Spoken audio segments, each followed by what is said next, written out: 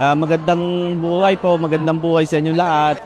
Buong puso namin pinagmamalaki na dito na umpisa ang Capitol on Wheels at nagpapasalamat kami sa lahat ng departamento na nagpunta, mga agency na nagpuntahan para mas madaling makatulong sa mga tao.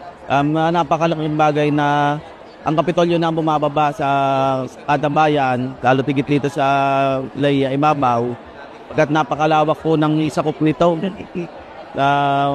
Mga tao, marami po mga mamamayan po din sa paibabang ito na bihira din naman pong mapuntahan ng mga agency.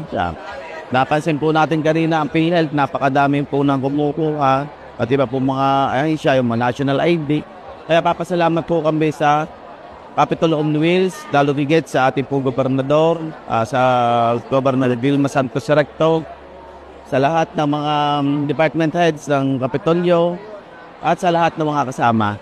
Sa mga tao naman, dumating na dito ang mga serbisyo sa atin. Kaya marapat lang natin talagang pasalamatan ang ating pong Kapitolyo.